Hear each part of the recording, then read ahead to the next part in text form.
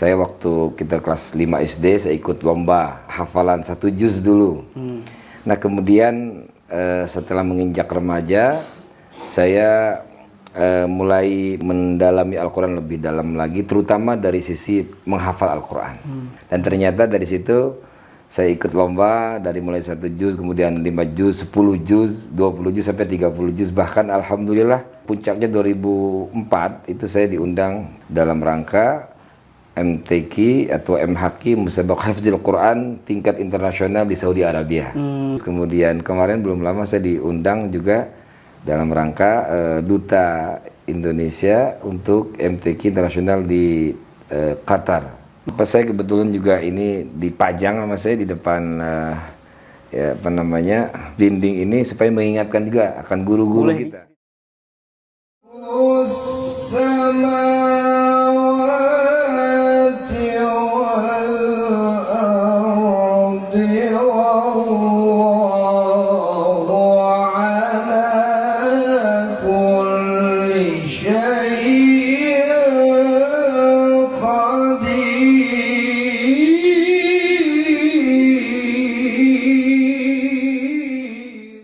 Siapa sangka di tengah perumahan di Kota Serang, Provinsi Banten ini ada pondok pesantren tahfiz Quran, yang mana pendirinya adalah seorang Kiai Haji Muhtar Fatawi, seorang qori internasional. Seperti apa sosoknya? Ayo ikuti saya. Muhtar Fatawi, seorang dai sekaligus qori internasional asal Kota Serang, Provinsi Banten, dikenal karena suara merdunya, teknik tajwid yang kuat, serta penghayatan mendalam dalam melantunkan ayat-ayat suci Al-Quran. Namanya mulai dikenal luas setelah tampil dan berprestasi dalam berbagai ajang Musabaqah Hifdzil Quran dan Musabaqah Tilawatil Quran, baik di tingkat nasional maupun internasional. Pria kelahiran Kabupaten Lebak ini tumbuh dalam lingkungan religius yang dekat dengan pendidikan Al-Quran. Sejak usia muda, ia telah menunjukkan bakat luar biasa dalam seni tilawah. Bimbingan dari para guru qiraat, serta latihan yang disiplin, membentuk karakter bacaannya yang khas, tartil, berirama indah, dan penuh penghayatan. Assalamualaikum. Waalaikumsalam warahmatullahi. Apa kabar Ustaz? Alhamdulillah. Mangga Kang Tajudin. Monggo, monggo. Silakan duduk, silakan duduk. Nah, gimana sehat ya? Alhamdulillah. Gimana nih Ustaz? Kabarnya Ustaz? Alhamdulillah, Alhamdulillah sehat. ya. Ini kebetulan siap-siap nih bulan puasa lah Bulan kita. puasa. Pak Ustadz, kalau boleh tahu perjalanan Pak Ustadz sendiri untuk dalam hal dakwah Al-Quran ini seperti apa nih Pak Ustadz? Oh gitu ya, pertanyaan ini luar biasa bagus dan tentunya sesuai juga dengan kondisi sekarang bulan Ramadan, yakni Syahrul Quran, bulannya Al-Quran. Kalau bicara pengalaman saya panjang sebenarnya, tapi kita persempit aja dan persingkat. Jadi memang saya lahir dari keluarga Al-Quran. Orang tua saya juga pengajar Al-Quran dan beliau mendedikasikan dirinya selama usia beliau itu kurang lebih 59 tahun itu ngajar Quran. Artinya pendidikan pertama dasar itu di rumah. Di orang tua saya ada yang namanya sanad itu ada bin nazar. Jadi ketika kita belajar Al-Quran dari mulai huruf-huruf hijaiyah, kemudian sampai kita belajar merotalnya, kemudian sampai pemahaman tentang seni baca tilawah Al-Qurannya gitu. Nah ini di orang tua gitu. Setelah itu berkembang, kemudian saya menghafal Al-Quran begitu. Artinya sudah lama berarti Pak Ustadz? Sudah lama dari semenjak kecil lah. Semenjak kecil. Gitu. Nah selama untuk jadi sampai sekarang ini kita mengenal Pak Ustadz ini sebagai qori internasional. Iya.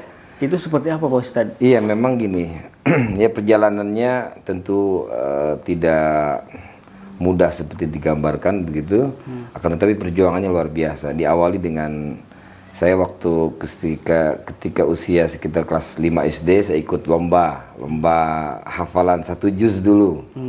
Nah kemudian setelah menginjak remaja, saya mulai mendalami Al-Quran lebih dalam lagi, terutama dari sisi menghafal Al-Quran.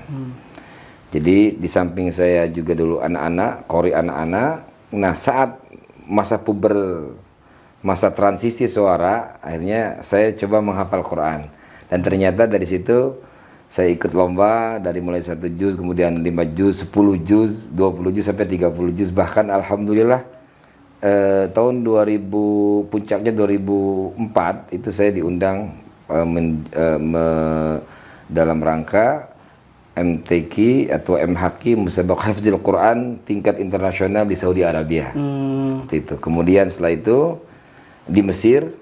Nah, hanya waktu itu di Mesir kondisinya lagi kurang bagus ya. Kemudian saya di cancel. Kemudian tahun besoknya saya berangkat lagi di Teheran, Iran. Gitu. Nah, terakhir kemarin ikut tilawah tuh. Kalau yang tadi disebutkan itu saya khusus untuk Musabaqah Hifzil Quran, hafalan Al-Quran di 30 juz. Kemudian kemarin belum lama saya diundang juga dalam rangka Duta Indonesia untuk MTQ Internasional di Qatar. Nah, berbicara sanad tadi, untuk sanad Qurannya sendiri seperti apa nih Pak Ustadz? Iya, jadi memang sanad itu perlu. Jadi ada ketersambungan ikatan kita dengan guru, dan memang harus musyafahah. Kalau bahasa Al-Quran itu harus talaqqi. Itu memang ada ini. Saya kebetulan juga ini dipajang sama saya di depan ya apa namanya, dinding ini supaya mengingatkan juga akan guru-guru kita. Boleh diceritakan Pak Ustadz? Boleh, silahkan.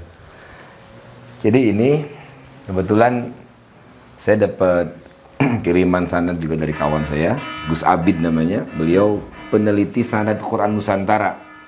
Dan ini sanad Quran bil ghaib. Ya, artinya sanad Quran bil ghaib itu ketika saya menghafal tidak dengan melihat Al-Qur'annya, kemudian sampai 30 juz. Ini saya ngambil dari 2 guru saya. Yang pertama ini Mukhtar Fatawi, saya ngambil dari Bogor. Ini Kiai Murtadha Yusuf Junaidi. Beliau putra dari Kiai Yusuf Junaidi Kendal atau Kaliwungu. Kemudian Kiai Yusuf Junaidi ngambil dari Kiai Ahmad Badawi, Abdul Rashid Kendal juga, sampai ke atas, kemudian nyambung sampai ke Rasulullah SAW. Kemudian yang kedua, ini juga saya ngambil sanad ini Mukhtar Fatawi, ini dari Kiai atau Gus Khalilullah Anwar. Dia orang Malang, Jawa Timur, dan beliau kemudian ngambil juga dari Kiai Istamar Hanafi Al-Malanji. Ya, Al-Malanji itu Malang, Jawa Timur, gitu. Nah, kalau boleh tahu aktivitas Pak Ustadz sendiri sehari-hari seperti apa nih Pak Ustadz? Ya kebetulan saya yang ngajar-ngajar aja, kemudian juga berkhidmat ke masyarakat, ya dakwah begitu. Kadang sewaktu-waktu keluar daerah, tapi juga kebetulan diamanahi untuk menjadi imam besar di Masjid Agung As-Saurah Banten ini, gitu, di Serang. Boleh sekalian kita lihat aktivitas santrinya Pak Ustadz? Oh, boleh, iya. Boleh. Di bawah bimbingan Mukhtar Fatawi, Pondok Pesantren Nurul Furqon hadir sebagai kawah candra di muka bagi para pencinta Al-Quran. Fokus pada hafalan dan seni baca Al-Quran. Setiap selesai salat Isya, santri dan santriwati setoran hafalan. Sosok beliau bukan sekedar pendidik. Pengabdiannya pun terpancar saat memimpin jamaah sebagai imam di Masjid Agung As-Saurah, Serang. Ya, inilah aktivitas anak-anak sehari-hari. Ya, untuk setoran hafalan biasanya ba'da Isya kita, dan selain itu mereka mengulang-ulang atau merojaah hafalan Quran. Gitu. Kalau di sini kegiatannya sendiri apa Ustaz? Apakah tahfiz atau qori juga atau seperti apa? Ya, kebetulan memang lebih menitik beratan ke hafalan Quran, ke tahfiz. Itu biasa kalau latihan seni tilawah Quran atau qori itu biasanya kita seminggu sekali. Setiap malam Sabtu. Iya. Nah, kebetulan di sini santrinya ada perempuan, ada laki-laki juga ya, Pak? Iya, ada perempuan, ada laki-laki juga. Iya. Jadi ini setiap kegiatannya, aktivitasnya ngajarin anak-anak santri ini mengaji berarti Ustaz? Iya, bisa kalau malam itu dari kampung-kampung juga, dari komplek juga ada yang hadir, yang ngaji. Di sini, ya. Kalau bahasa santri itu santri kalong gitu.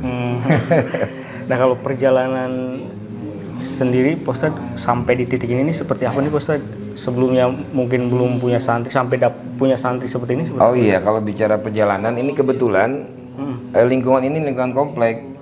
Jadi memang Pondoknya di tempatnya juga tengah-tengah terbatas di tengah-tengah komplek perumahan dan memang unik ceritanya.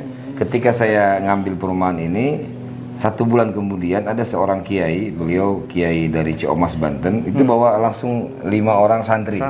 Gitu, 5 orang santri. Kemudian nitipin, kata saya, rumahnya nggak ada tempat, udah pokoknya gimana Pak Ustadz aja gitu. Sudah akhirnya seada-ada gitu, dan alhamdulillah sekarang 5 santri itu jadi udah punya pesantren semua. Alhamdulillah. Itu tahun 2005. 2005 kurang lebih itu. Lumayan panjang ya Ustaz. Lumayan panjang ya. Gitu. Ya memang kenapa santrinya terbatas, karena memang tempatnya juga terbatas dan kita fokus ke kualitas ya. Ketika ketika santri ini ya bisa dihitung gitu, kita lebih fokus dan memperhatikan mereka juga lebih konsen gitu. Kalau untuk kobongnya di mana ini Pak Ustadz? Kobongnya di sebelah sana, seberang, ada juga di atas nih. Untuk kita bisa lihat ke atas. Boleh. Iya, di lantai 2. Sosoknya yang dikenal masyarakat luas karena sering tampil di layar kaca, mulai dari menjadi juri hafidz dan qori di TV, hingga pemain sinetron Kun Anta di salah satu stasiun televisi. Tidak hanya dikenal karena prestasinya, tetapi juga karena dedikasinya dalam menjaga kemurnian bacaan Al-Quran, serta semangatnya dalam menyebarkan nilai-nilai Islam yang damai dan penuh kasih. Pak Ustadz, kalau di masyarakat sendiri, perannya seperti apa nih Pak Ustadz? Iya, di sini kan kebetulan kita berbaur dengan masyarakat, sehingga mau tidak mau kita harus ikut serta andil dalam kegiatan di masyarakat. Contohnya ronda misalnya. Nah, malam ini juga harus ronda nih. Jadi ada kegiatan untuk jaga-jaga sekitar, ya kita dilibatkan juga santri juga untuk ronda. Kemudian yang kedua adalah kita juga membina masyarakat, terutama dari sisi talaqi Al-Quran. Jadi kan banyak sekarang yang masih awam dalam membaca Al-Quran, ya. Jangankan menghafalnya, kita membacanya aja kadang masih butuh perhatian khusus. Dan tentunya kita diutamakan bagaimana caranya agar masyarakat di sekitar itu semuanya bisa ngaji, minimal baca Fatihahnya benar gitu. Jadi itu kita biasa ada kegiatan-kegiatan seperti itu untuk bagaimana masyarakat kumpul untuk pengajian itu. Yang kedua juga untuk mengisi kekosongan rohani, ya, karena dalam tubuh kita ini perlu juga asupan-asupan makanan jasmani dan rohani. Setiap bulan kita mengadakan zikir, ya, zikir itu zikir Asmaul Husna dan juga khatmil Quran. Alhamdulillah gitu. Alhamdulillah. Nah, Pak Ustadz, untuk saat ini kan zamannya teknologi ya. Nah, tantangannya sendiri gimana nih Pak Ustadz untuk menanamkan ke anak-anak muda sekarang ini untuk baca Al-Quran ini Pak Ustadz? Apalagi kan mungkin di zamannya modern ini agak sulit juga nih untuk mengajak anak-anak supaya bisa. Iya, memang tantangan zaman itu berbeda. Dulu zaman saya beda dengan zamannya sekarang. Mungkin zaman dulu kita belum ada yang namanya teknologi handphone. Sehingga ketika menghafal Al-Quran itu tidak terganggu ya. Nah, sekarang itu dimanjakan kita.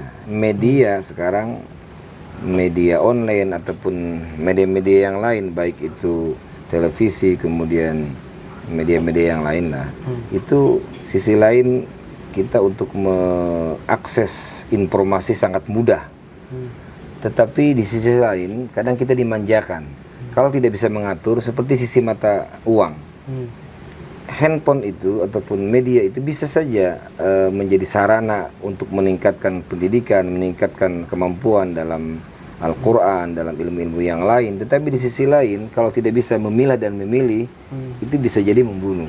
Makanya ada istilah, hati-hati itu namanya setan gepeng begitu. Karena kalau tidak bisa mengatur waktu ataupun dia tidak bisa memilih dan memilah, itu lebih ke hal-hal yang mudarat, yang negatif. Akhirnya apa? Bukannya tadarus, santri kadang bukannya murojaah, malah main HP, main legend ya kan, Mobile Legend, kemudian Roblox kayak gitu. Nah itu saya bisa mengganggu konsentrasi menghafal, bisa juga mengganggu waktu yang memang harusnya itu digunakan untuk murojaah hafalan ataupun menambah hafalan. Nah untuk tekniknya sendiri mendisiplinkan santri di sini untuk belajar mengaji sendiri seperti apa nih Pak Ustadz? Kita bikin namanya mutaba'ah yaumiyah. Jadi setiap hari itu pertama santri wajib untuk berjamaah sholat. Itu kan mendisiplinkan waktu. Yang kedua adalah kita ada program Qiyamul Lail 1 juz. Jadi anak-anak ataupun santri yang sudah hafal Quran, yang sudah khatam, ini kan perlu dijaga hafalannya. Karena memang menghafal itu tidak seberat atau tidak sesusah menjaga hafalan.